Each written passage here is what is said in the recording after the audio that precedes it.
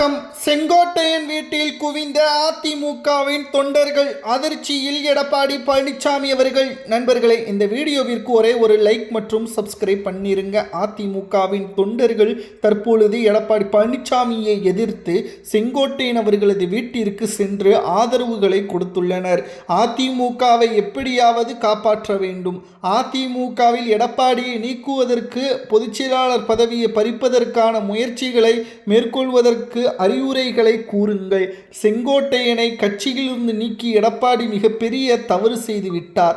அதிமுகவில் தற்பொழுது ஆளுமையான கட்சிகள் அதிமுகவில் மூத்த நிர்வாகிகள் சொல்லும் அளவிற்கு பெரிதளவில் அதிமுகவில் இல்லை. தற்பொழுது ஒட்டுமொத்தமான வெற்றி வாய்ப்பை நாம் இழந்துவிட்டோம்.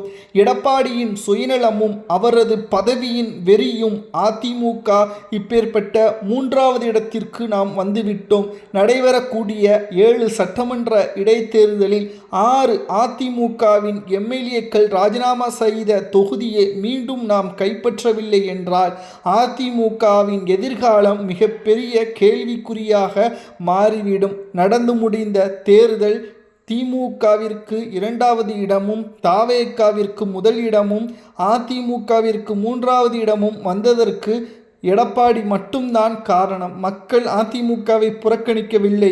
அதிமுக தமிழ்நாட்டிற்கு செய்த சாதனைகள் ஏராளம், அதை செங்கோட்டையனே அறிவார். ஆனால் தற்பொழுது இருக்கக்கூடிய பிரச்சனைகளுக்கு முற்றுப்புள்ளி வைக்க வேண்டும் என்றால் அதற்கு பொதுச்செயலாளராக இருக்கக்கூடிய எடப்பாடி ராஜினாமா செய்ய வேண்டும். இல்லை என்றால் கிளை நிர்வாகிகள் செங்கோட்டையன் அவர்களை சந்தித்ததற்கு காரணமே நாங்கள் செய்த கோரிக்கையை எடப்பாடி நிராகரித்து விட்டால் நாங்கள் தாவேகாவில் இணைவதற்கு தயாராக இருக்கிறோம். அதிமுகவில் எடப்பாடி மட்டுமே செயல்படட்டும். வெற்றியோ தோல்வியோ எடப்பாடியின் தனி மனிதனாக அவர் மட்டுமே அதிமுகவில் இருக்கட்டும். 1.5 கோடி தொண்டர்களை நாங்கள் தாவேகாவிற்கு கொண்டு வருவதற்கு தயாராக இருக்கிறோம் என்பதற்கேற்ப நிர்வாகிகள் பேசு பொருளாக மாறியுள்ளது. நிர்வாகிகளது இந்த மன அழுத்தம் காரணம் என்ன? எடப்பாடியின் தவறான திட்டமிடுதல்.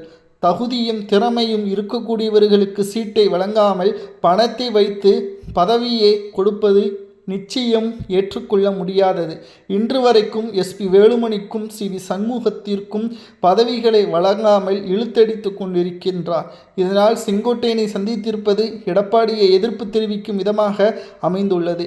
அதிமுகவை எடப்பாடி பழனிசாமி அவர்கள் தோல்வியை நோக்கி சென்று கொண்டிருப்பது, அதிமுகவில் இருந்து விலகுவதற்கு தயாராக இருக்கிறோம் என்று நிர்வாகிகள் செங்கோட்டையன் வீட்டிற்கு சென்றதை பற்றி உண்மையான அதிமுகவின் தொண்டர்களாகிய உங்களது கருத்துக்களை மறக்காம கமெண்ட் வாயிலாக கூறுங்கள். நன்றி, வணக்கம்.